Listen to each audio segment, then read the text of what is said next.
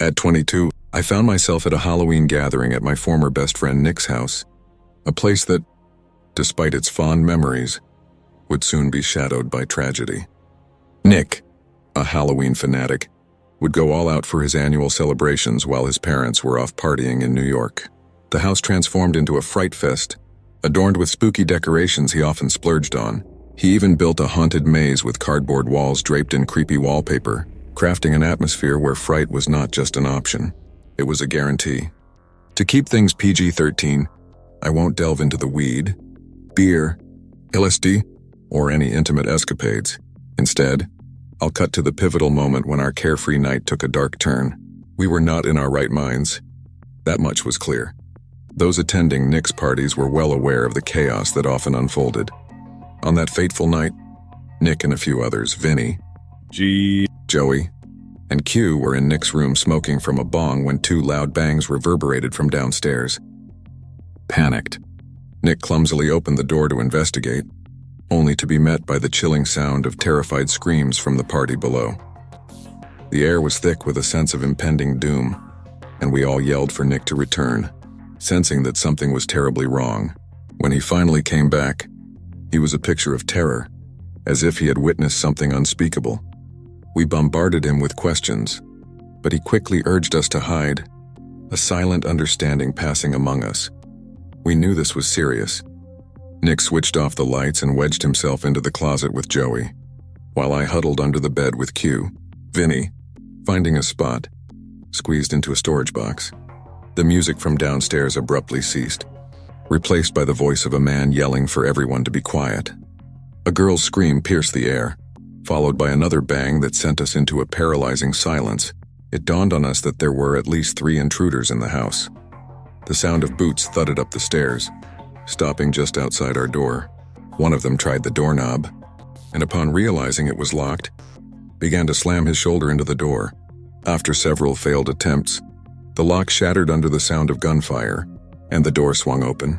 Downstairs, cries erupted after the shots, only to be drowned out by an unsettling silence. Nick and I covered our mouths to suppress our breathing. I could see through the sheer fabric of Nick's bed as the intruder's black boots shuffled closer. Approaching the closet, the door creaked open, and I could hear Nick pleading for his life, offering money in exchange for his freedom. In a moment of surrender, Nick was ordered to go downstairs. The rest of us remained hidden, and it was clear Joey had not been discovered with Nick. We trembled in silence, listening to the eerily quiet exchange downstairs, which was too soft for us to comprehend. It felt like an eternity before Nick rushed back upstairs to tell us the intruders had left.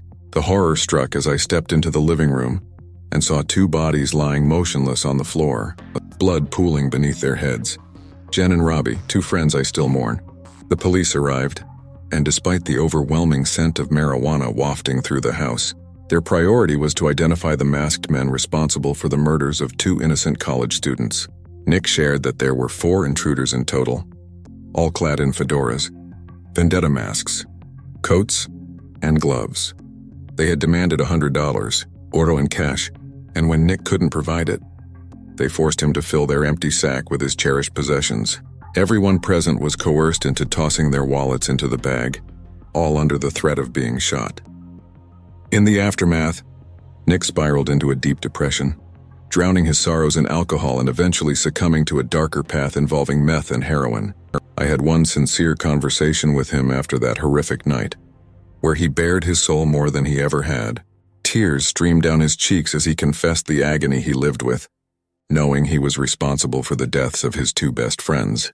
Tragically, in July 2013, Nick lost his battle with addiction and succumbed to a heroin overdose. Less than a year after that dreadful Halloween, fast forward to my first Halloween living alone, away from my parents. I was settled in a small corner house with a basement, paid half by my parents. It was late, around 11 p.m., and I was engrossed in horror films when I heard a knock at the door. Hesitant at first, I figured it was just some late-night trick-or-treaters playing ding-dong ditch, so I brushed it off. When the knocking persisted, I yelled, "Get lost," only to be met with a louder pounding. Frustrated, I flung open the door, but no one was there. I stepped outside, searching the bushes for signs of the pranksters, but they were nowhere to be found. Annoyed, I returned inside, double-locked the door, and secured my bedroom door for extra peace of mind. Yet, even with the TV blaring, the knocking continued, growing more relentless. I contemplated calling the cops, fearing the retaliation of egging or toilet papering, but I couldn't let them win. Eventually, I dozed off, only to wake up to the knocking again. Glancing at the clock, it was 2 a.m. How could they still be at it?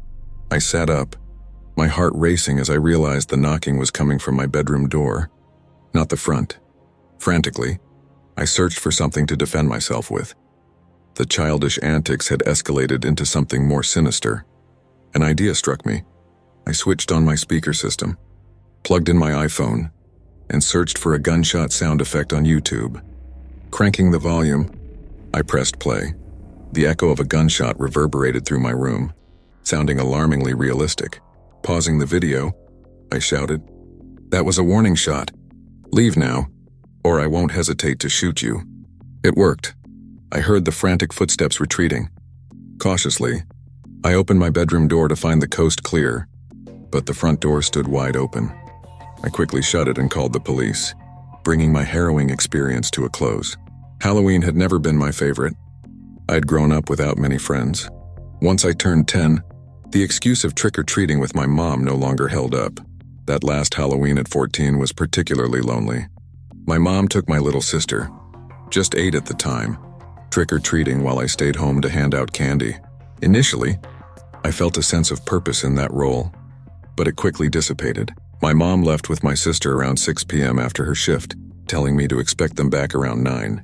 I settled on the couch, immersed in a scary movie marathon, occasionally answering the door to eager trick-or-treaters. Midway through, the kitchen phone rang, startling me from my reverie. It was Steve, my good friend.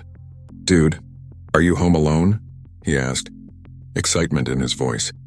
"Yeah, my mom took my sister out," I replied. "Want to come over?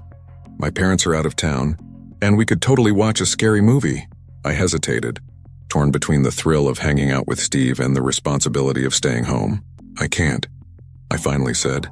"I'm handing out candy." "Oh, man, come on. You've done that for like an hour already. Nobody's trick-or-treating anymore." He had a point. It was quiet outside. Anxiety washed over me. But the thought of being home alone while Steve enjoyed a horror flick was unbearable. "Okay, I'll be there in 5, I blurted, making a split-second decision. I quickly put on my coat and dashed out the door, eager to reach Steve's house. The streets were unnervingly quiet, but I brushed it aside, focusing on the promise of fun ahead. Steve greeted me with enthusiasm when I arrived. We settled on the couch, surrounded by snacks, and lost ourselves in a series of horror movies until my mom texted, asking me to come home. I left reluctantly around 11 p.m., but on the way back, an unsettling feeling gnawed at me. It was probably just paranoia, but I hurried home, locking the door behind me, a sense of relief washing over me as I sank back onto the couch. About half an hour later, just as I began to doze off, a loud bang jolted me awake, heart racing. I leaped up and ran to the window, peering into the dark street. Nothing but emptiness greeted me. I tried to shake off the unease and return to the couch, but the moment I settled in, a series of loud knocks echoed at the front door. I froze, a rush of indecision flooding my thoughts. Grabbing my phone, I approached the door cautiously. "Who is it?" I called out, my voice trembling. Silence followed, and just when I thought I was imagining things, the knocking resumed, louder this time.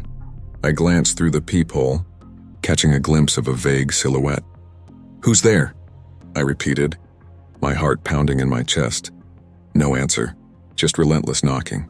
Summoning my courage, I cracked the door open, ready to slam it shut at the first sign of danger. "Can I help you?" I asked, my voice shaky. "Let me in."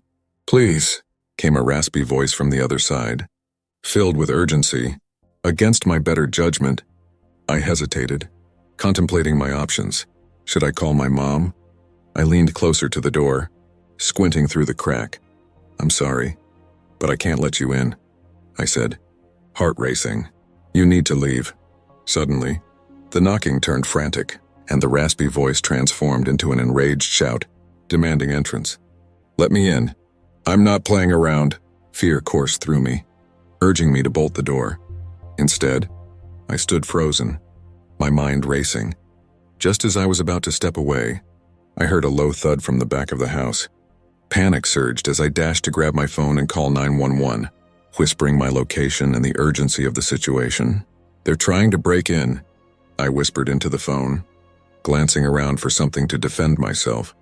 Seconds felt like hours as I waited for the police to arrive, the shouts and banging growing more intense. My heart raced as I moved silently through the house, keeping low and hiding, praying that I'd remain unnoticed.